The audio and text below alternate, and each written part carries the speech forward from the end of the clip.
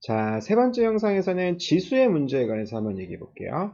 자, 이 지수의 문제는 베리안 책 7장 뒷부분에서 이제 다루고 있거든요. 이 토픽은 되게 이해하기 쉬워요. 그래가지고 지수의 문제는 이제 시간에 따라서 이제 우리가 소비자의 그 선택을요, 그리고 가격의 변화를요, 계속 트래킹을 해보잖아요. 그러면은 이 소비자가 평균적으로 만약에 예를 들어서 우리가 2010년과 2020년에 이 사람들이, 소비자들이요, 평균적으로 기본적으로 수요를 증가시켰는지, 아니면 감소시켰는지, 그리고 가격은 인플레이션이 발생했는지, 디플레이션이 발생했는지, 이거를 하나의 수치로 간단하게 보여주는 게 바로 이 지수예요. 그래가지고 지수는 상품의 수량이나 가격에 생긴 평균적인 변화를 하나의 수치로 간단하게 이제 표현해 준다는 거죠. 그 상품의 수량의 변화를 보여주는 수량 지수가 있고요. 그 다음에 가격의 변화를 보여주는 가격 지수가 있어요. 그래서 이 두 가지에 관해서 이건 이해하기가 되게 쉽거든요. 그래서 한번 알아볼게요. 자, 맨 처음에 수량 지수는 그래서 만약에 2010년과 여기서 지금 2019년 나와 있는데요. 만약에 우리가 이 기준 연도인 2010년과 비교 연도인 2019년 이 두 가지 그 시간에서요. 각각에서 이제 소비자들이 가격, 상품의 수량을 증가시켰는지, 그러니까 수요를 증가시켰는지, 감소시켰는지, 그걸 이제 보기 위해서는요. 일단 다른 게 두 가지가 있죠. 2010년도에 과연 어떠한 상품 묶음을 선택했는지, 그리고 그 당시의 가격은 얼마였는지. 그래서 기준 연도에다가 전부 다 subscript 제로를 붙이고요. 그 다음에 비군 연도에는 전부 다 subscript 1을 붙여요. 그래서 2019년도에는 x제화를 x1, y제화를 y1만큼. 그리고 그거에 대한 가격은 P1이요. 자, 그래서 이제 다음 그 슬라이드에 그림이 나와 있는데요. 그래서 2010년도의 예산선이 A0, B0, 2019년도는요, 우리가 비교하고 싶은 2019년도는 A1, B1으로 이렇게 나타났을 경우에 첫 번째, 자, 지금 A0, B0, 그러니까 이 검정색이 2010년도의 예산선이에요. 어떤 소비자예요. 그 다음에 이 빨간색 선이 이제 2019년도 우리가 비교하고 싶은 비교 년도의 이제 예산선이고요. 그러면은 아까 Revealed Preference Theory에 의해서 자, 현시 선호 이론에 따라서 지금 Q1이요. 한마디로 2019년도에 우리가 이제 2010년도를 생각해 보면은요. 2010년도에 Q1을 선택할 수 있었어요. 그럼에도 불구하고 Q0를 선택한 거죠. 그러니까 Q0가 Q1보다 현시 선호되었다고 우리가 얘기할 수가 있는 거죠. 그래서 2010년도랑 2019년도랑 기본적으로 소비자의 생활 수준이 어떻게 개선됐는지 아니면은 더 악화됐는지 그걸 쉽게 얘기할 수 있다는 거죠. 지금 Q0에서 Q1으로 바뀌었다는 거는 더 악화된 거죠. 왜냐? Q0가 더 현시 선호되는 번들이니까요. 그래서 아까 전에 우리가 현시 선호 이론의 약공리에 의해서 어떤 재화가 어떤 상품 묶음이 현시 선호되면은 어떠한 가격에서도요, 항상 그 번들이 더 현시선으로 되는 거니까요. 그래가지고 이때는 소비자의 그 생활 수준이요, 더 악화됐다고 얘기할 수가 있어요. 반대로 이 두 번째에서는요, 지금 예전에는 Q0를 선택했고, 2019년도에는 Q1을 선택했어요. 자, 2019년도를 보면은요, Q1이요, Q0를 이제 현시 선호한다고 우리가 얘기할 수가 있는 거죠. 왜냐? 2019년도 보면은 Q0를 선택할 수 있었음에도 불구하고 Q1을 선택한 거죠. 그래가지고 우리가 검정색 선에서도 우리가 Q1이 Q0보다 현시 선호된다 이렇게 얘기할 수가 있는 거죠. 약공유에 의해서요. 자, 이럴 때는 명백한 개선. 그 다음에 여기 슬라이드에는 이제 세 번째 거 불분명한 게 있다는데 책이나 여기 슬라이드는 나와 있지 않거든요. 불분명한 거는 어떤 케이스가 있을까요? 예를 들면은 이런 경우가 있죠. 지금 예를 들면요.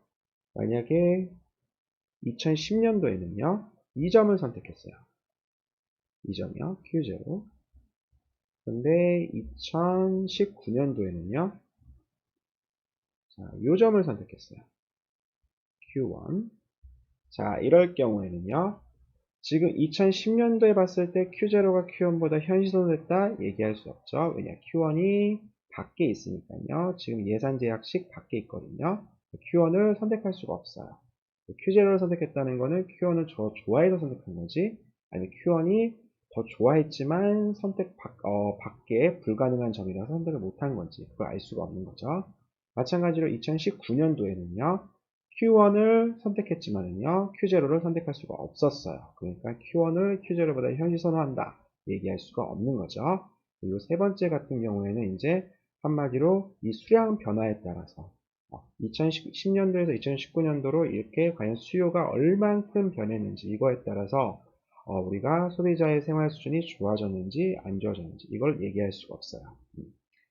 자, 그래서 우리가 어떠한 상황에서는 우리가 이제 수량 지수 두 가지를 소개할 거거든요. 그 간단한 지수를 통해서 이 지수 값이 1보다 작냐 크냐에 따라서 사람들의 생활 수준에, 그러니까 소비자들의 생활 수준의 수준이 좋아졌는지 안 좋아졌는지 이거를 간단하게 얘기할 수가 있거든요. 자, 그래서 수량 지수는 서로 다른 상품 묶음을요 하나로 묶어요. 그 다음에 평균적인 수치로 나타낸 거예요. 자, 근데 우리가 평균을 구하기 위해서는요, 그러니까 지금 2010년도에요. 2010년도에 지금 X0, Y0를 선택했어요. 그리고 비교년도인 2019년도에는요, 2019년도에는 X1과 Y1을 선택했어요. 자, 우리가 요거 두 가지를요, 평균을 내기 위해서는요, 평균이라는 건 기본적으로 가중치가 들어가는 거죠. 그래가지고 x제화에 들어가는 가중치 wx, 그 다음에 y제에 들어가는 가중치 wy, 이렇게 평균을 낼 수가 있죠. 그 다음에 2019년도에는요, 역시 똑같은 가중치를 사용해야죠. 그래서 y1을. 만약에 2010년도랑 2019년도랑 서로 가중치가 달라요. 2010년도에는 x제와에다가 극단적으로 1을 줬고요. y제에는 0. 반면에 2019년도에는 x제에는 0, y제는 1. 이런 식으로 시간에 따라서 가중치를 다르게 주면은요. 그러면은 이 평균이 나오는 그 의미가 이 위에는 x0고 아래는 y1이 되죠. 이 둘은 도대체 뭘 비교하는지 되게 앰비규어스해지는 거죠. 모호해지는 거죠. 그러니까 우리가 어떤 두 가지 우리가 두 가지 상품 묶음을 비교한다. 그러면은 거기에 적용되는 가중치는 동일하게 해줘야 된다는 거예요. 그래서 우리가 상품 묶음을 평가하기 위해서는 상품들의 어떤 그런 가중치를 일정한 수준에 유지해야 된다는 게 이 세 번째 분리 포인트 얘기예요. 자, 근데 우리가 수량 지수는요, 이 가중치에다가 뭐를 집어넣어 주면은 가격을 집어넣어 줘요. 각각의 웨이트에다가 이제 프라이스를 집어넣어 주는데요. 자, 근데 그러면 이 프라이스를 집어넣어 준다는 거는 그 상품 묶음의 가액, 그러니까 영어로는 value라고 이제 얘기할 수가 있는 거죠. 그 상품을 얼만큼 수요했는지 거기다가 이제 상품 가격을 이제 곱해주면은요, 그 상품 묶음에 이제 market value 또는 이제 그냥 value, 그냥 가액이라고 얘기할 수가 있는 거죠. 자, 그래서 그 가격을 어떤 걸로 선택하느냐, 과연 X제화에 대한 가격, Y제에 대한 가격을 2010년도에서 가져오느냐 또는 비교년도인 2019년도에 가져오느냐, 여기에 따라서 두 가지 그 수량 지수가 있어요. 첫 번째는 라스파이레스 수량 지수라고 얘기해 가지고요. 이거는 어떤 걸 가중치라고 사용하면은 기준연도, 그러니까 2010년도 그 가격을 가져오는 거예요. 그래서 px0, py0를 사용했죠. 위에나 아래나요. 그래가지고 이거를 둘로 나눠준 거예요. 자, 그래서 이게 이제 라스파이레스 수량 지수라고 얘기하고요. 그래서 좀 더 벡터로 깔끔하게 표시하면은 이제 P0Q1, 그 다음에 분모는 P0Q0가 되겠죠. 자, 그래가지고 만약에 요게요, 지금 이게 1보다 작게 되면은요, 그러면은 이제 이게 무슨 말이 되죠? 이 지수가 1보다 작다는 얘기는 P0Q1이 P0 Q0보다 작다는 얘기죠. 그러니까 지금 2010년도에 이제 P0라는 가격 하에서 Q0를 선택했거든요. 근데 Q1을 선택할 수도 있었어요. 그렇죠? 그런데 Q0를 선택했다는 것은 2019년도에 한마디로 이 소비자의 생활 수준이 악화됐다는 걸 더 볼 수가 있는 거죠. 왜냐? Q0가 Q1보다 rebuild preferred 되거든요. 자, 그래서 지금 이 라스파이레스 수량 지수가 1보다 작다. 그럴 경우에는 이제 삶의 질이 악화됐구나. 이렇게 얘기할 수 있고요. 그래서 이 라스파이레스 수량 지수는 우리 거시경제학에서 다루는 리얼 GDP랑 연관이 있는데요. 이건 이제 우리 거시경제학 그거 공부하면서 좀 더 배우기로 해요. 자, 그 다음에 두 번째 파시의 수량 지수가 있는데 이거는 가중치를 뭘로 사용한 거냐? 2019년도 기교년도의 가격을 가중치로 사용한 거예요. 그래서 이 라스파이레스랑 차이점은 프라이스가 이제 PX1, PY1 요걸 사용했다는 걸 볼 수가 있죠. 그래가지고 만약에 이번에는 이 파시의 수량 지수가 1보다 크다. 그럼 이게 의미하는 거는요. P1, Q1 그 다음에 P1, Q0 자, P1Q1이 P1Q0보다 더 크다는 얘기죠. 그 말은 2019년도에요. 가격이 P1이었는데요. 이때 Q0를 선택할 수 있었음에도 불구하고 Q1을 선택했다는 거는요. Q1이 이제 rebuild prefer 되는 거죠. 그래서 이런 경우에는 2010년도랑 비교해 봤을 때 삶의 질이 개선됐다고 우리가 이렇게 얘기해 줄 수가 있어요.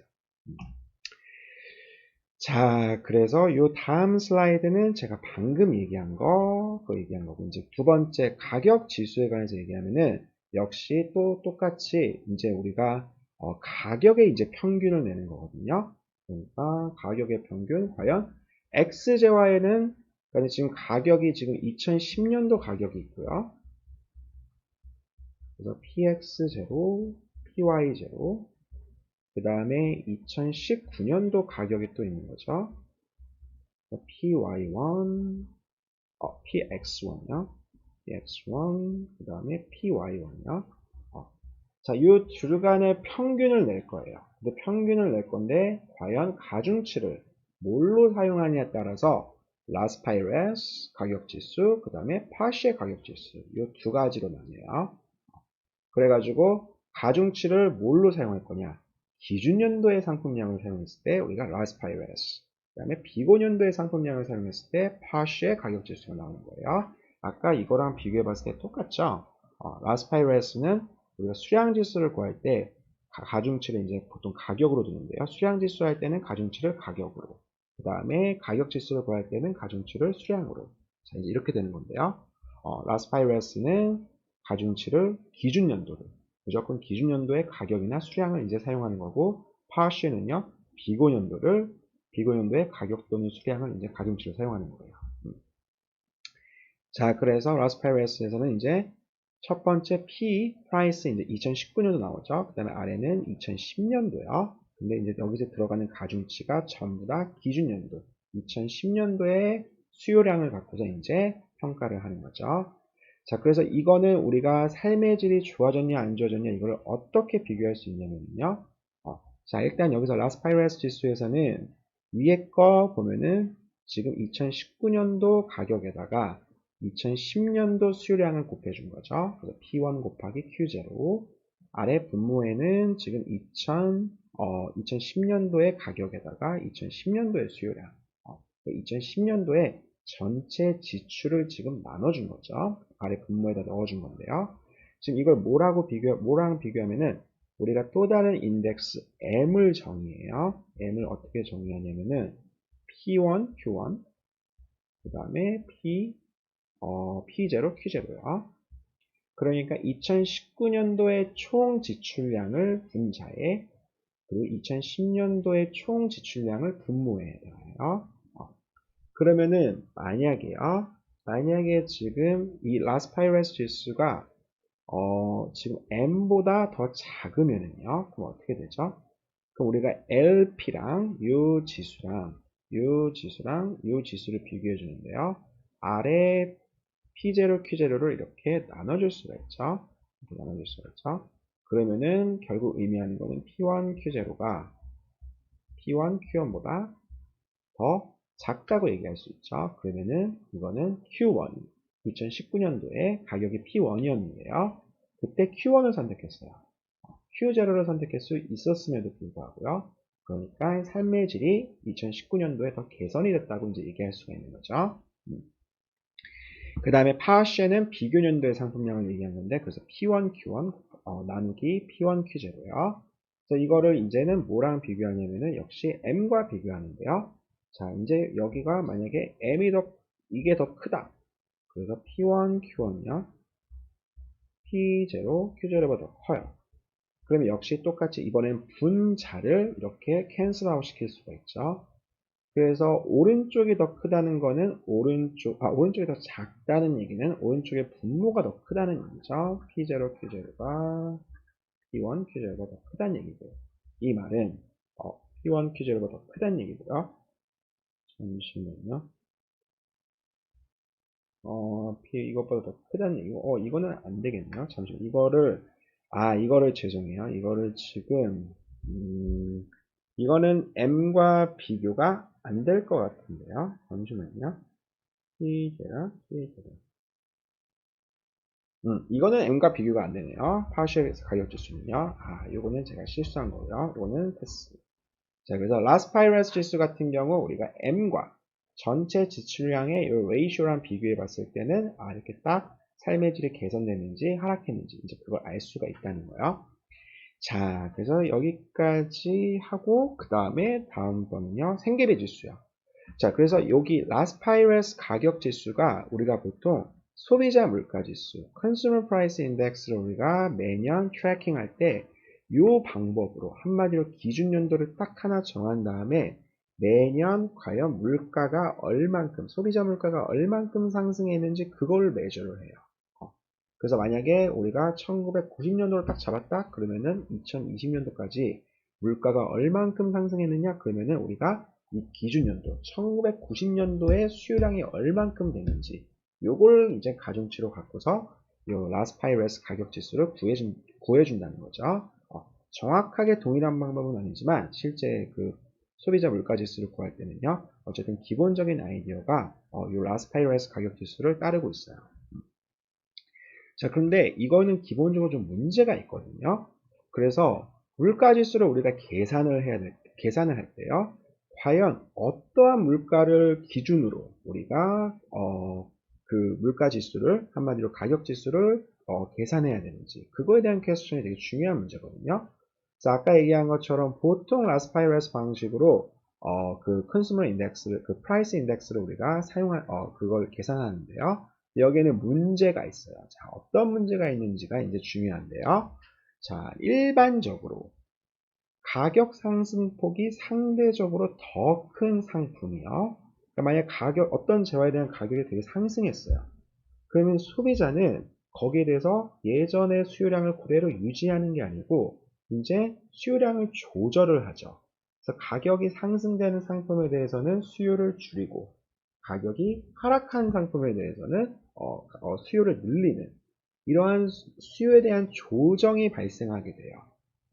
근데 라스파이러스 지수는요, 가격이 변화하든지 간에 우리가 똑같이 그 기준 연도의 상품량을, 수요량을 계속 동일한 가중치로 우리가 가격 지수를 계산할 때 넣어주기 때문에 한마디로 문제가 발생하는데요. 어떤 문제가 발생하냐면은, 우리가 만약에 지수가 상승했을 때 그 상계비의 상승폭, 한마디로 그 상승폭을 너무 과장해서 표현하는 경향이 있다는 거예요.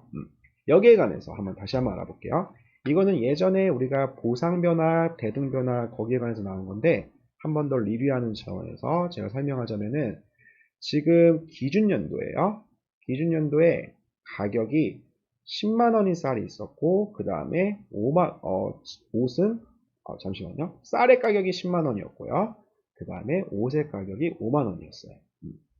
좀 세 번째가 촬영하니까요. 비디오를 계속 촬영하다 보니까 이제 점점 피로가 몰려오네요. 자, 그리고 이때 이 사람의 인컴이 얼마였냐면요. 150만 원이었어요. 자, 그래서 이런 소비자를 우리가 생각해 보면요. 지금 이럴 경우에 우리가 다음 이 슬라이드에서 이제 그래프를 그려주면요. 지금 한마디로 쌀이 지금 2배 더 비싼 거죠. 쌀의 가격이 10만원이고 옷이 5만원이니까 예산선의 기울기가 2가 돼요. 그래서 요 A, B, 자, 요게 이제 지금 기준연도에 지금 가격을 얘기하고 있는데요.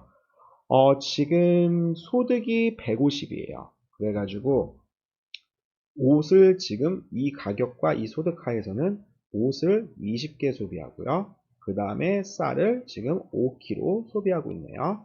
그래가지고 20 곱하기 5, 그 다음에 5 곱하기 10 하면은 정확하게 150 된다는 거 알 수 있죠. 그래서 자, 이 점이 optimal choice였어요. 이 바운드리요. 근데 이제 지금 문제가 발생한 거죠. 문제가 뭐냐면은 쌀 가격이 2만원 더 올랐어요. 그래서 12만원. 그리고 옷 가격은 아이고 엄청 많이 상승했네요. 5만원에서 18만원. 자, 그러면은 지금 이제 상대 가격이 어떻게 되냐면요. 3분의 2가 되죠. 자, 그래서 이럴 경우에는 지금 세 예산선의 기울기는 3분의 2가 돼요. 자, 여기 파란색 선 나와 있어요. 그래서 이렇게 바뀌었을 지금 파란색 선인가요? 지금 이 파란색 선은 지금 소득을 고려하지 않은, 자, 지금 기울기가 이 파란색 선과 같아요. 자, 그래서 지금 이럴 경우에요. 우리가 과연 물가가 얼만큼 올랐는지, 그거에 관해서 한번 생각해 보면요. 자, 지금 여기서 우리가 어떠한 퀘스천을 던지냐면은, 자, 이렇게 가격이 올랐을 경우에, 과연 소비자가 얼마의 소득을 갖고 있으면은 예전과 똑같은 수준의 효용을 얻을 수 있을까? 이거에 대한 질문을 던지면요. 자, 요게 바로 이제 우리가 예전에 배운 보상 변화가 되거든요. 한마디로 이 사람한테 추가적으로 얼마를 보상해 주면은 예전의 유틸리티를, 예전과 똑같은 수준의 효용을 누릴 수 있을까? compensating variation이요.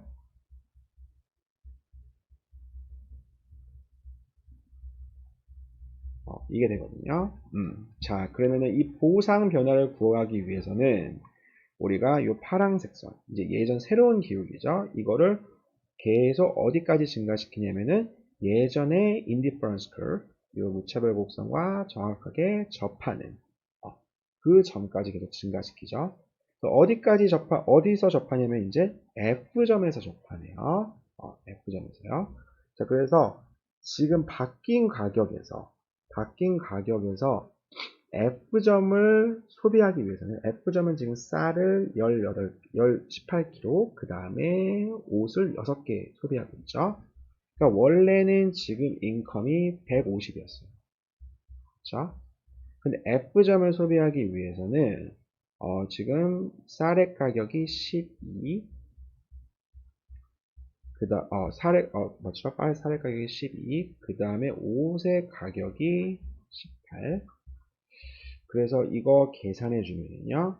108에다가 12 곱하기 18이요. 이게 아마 276, 그래서 108 하면은 384가 될 것 같은데요. 384. 12 곱하기 18 맞나요? 이거요? 384. 잠깐만요. 다음 슬라이드에 나와 있는 계산 과정이요. 324만 원이 나네요. 잠깐만요. 이 계산이 12 곱하기 18 해주면은, 그렇죠. 이게 96이 아니고 36이죠. 오케이. 나이가 들면은 계속 하는 게 이런 실수밖에 없거든요. 그래서 216. 그래서 108 더하면은 324요. 자, 이거 324요. 이거 무시하고. 자, 그래서 F점을 소비하기 위해서는 324만 원이 필요해요. 그래서 예전의 효용을 누리기 위해서는 추가적으로 얼마를 보상해 줘야 되냐면은 324랑 150의 차이 174만 원을 이제 보상해 줘야 된다는 거죠. 그래서 CV는 324 마이너스 150. 그래서 174만 원이요. 자, 그래가지고 우리가 이 생계비의 변화를 지수로 표현해 주면요. 그러면 원래 상태를 100으로 놓는다는 얘기는, 자, 지금 만약에 150이 150 대 324는 원래 상태를 100으로 놔주면요. 그럼 이제 과연 324는 얼마를 얘기하는지 한번 이걸 구해주면요. 그럼 J는 여기서 이제 324에다가 100 곱해주고 이거를 150으로 나눠준 거죠. 이게 얼마 나오냐면 216 나옵니다. 그래서 100에서 216으로 지수가 증가한 거 봐서는 이 생계비 지수에 따르면 생계비가 116% 상승한 거죠. 그런데 우리가 이거를 라스파이러스 방식으로 물가지수를 구하면은요. 그러면은 자 이게 어디까지 상승하냐면은 자 라스파이러스의 물가지수는 기준연도에 그 수요량을 갖고 그 가중치를 갖고 이제 계산을 하죠. 그러니까 LP는 지금 P1 곱하기 Q0 이거를 P0 곱하기 Q0 이걸로 해준 거거든요. 원래는 이 사람이 기준연도에 20을 이제 소비한 거죠. 쌀 5kg, 옷 20개. 그러니까 Q0는 여기서 5,20.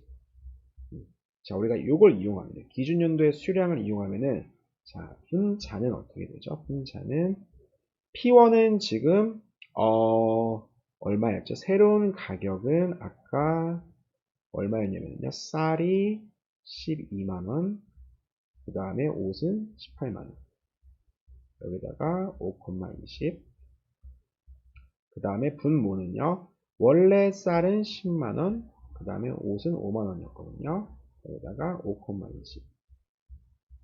그러면은 아래 거는 지금 얼마냐면은 150이고요. 위에 거는 얼마냐면은 270만원 더 지급해줘야 된대요. 그러니까 이거 계산해주면 60 플러스 360이요. 그래서 420이 되네요. 420을 150으로 나눠준 거. 이게 이제 라스파이러스 물가지수가 되는 거죠. 자, 그러면은 이거 계산해 주면은요. 여기다 이거 계산해주고 100 곱해주면은요. 180이 나온대요. 결국 이게 의미하는 건 뭐냐면요. 280 나올 것 같네요. 그래서 280이라 가지고 결국 추가적으로 물가가 180% 상승했다는 결과가 나오거든요. 그리고 이게 의미하는 거는 이 소비자한테 270만 원을 더 지급해 줘야 된다는 그런 얘기죠. 근데 이거랑 과거 이걸 비교해 보면은 우리가 한마디로 보상 변화를 통해서 제대로 이제 표시했을 경우에는 116이었는데 이렇게 라스파이러스는 이렇게 가격이 변화했음에도 불구하고 두 가지 상품 전부 다 상승했어요. 그렇죠? 그러면 이 소비자는 더 많이 상승한 옷의 소비를 훨씬 더 많이 줄여야겠죠. 옷은 5만원에서 18만원이 됐거든요. 갑자기요. 쌀은 그거에 비해서 상승량이 그만큼 적죠. 그럼 이 사람은 기본적으로 옷에 대한 수요량을 되게 많이 감소시키겠죠. 그런데 그러한 어드저스트먼트 없이 그냥 기준 연도에 그런 수요량만 계속 우리가 가져가면은 한마디로 우리가 보상액을 그 다음에 물가가 상승한 이 상승폭이요 되게 과장됐다는 거 이렇게 이제 알 수가 있죠. 자, 그래가지고 이러만큼 만약에 보상을 해주면은 그러면은 이제 이 2점을 통과하는 한마디로 원래 오리지널 바운드를 통과하는 이 점선만큼 이제 보상을 해준다는 거죠. 근데 그러면 이때는 소비자의 유틸리티가 I1에서 I2로 이렇게 증가하는 한마디로 너무 많이 필요한 것보다 너무 많이 준 거죠. 원래 I1만큼 딱 예전에 그 효용 수준만큼 맞춰주면 되는데요. 지금 이제 과대 보상이 된 거 알 수 있어요. 그래서 이렇게 라스파이러스 지수는 한마디로 이렇게 가격이 상승했을 때 그거를 소비자의 그런 소비 패턴의 변화를 고려하지 않음으로써 이렇게 가격이 상승했을 때 물가가 상승했을 때 그 상승폭을 너무 과대평가하는 그런 문제가 이제 있다는 거예요. 그래서 제 생각에 지수 문제에 관해서는 한 이 정도만 알면 될 것 같아요. 보통 이 지수는 이제 미시경제학보다는 이제 거시경제학에서 좀 많이 쓰이거든요. 그래서 미시경제학에서는 이 정도 수준만 알면 될 것 같아요. 자, 이제 세 번째 비디오 여기까지 하고, 자, 마지막으로 네 번째 비디오에서 이제 마지막 토픽 소비자 잉여에 관해서 한번 얘기해 볼게요.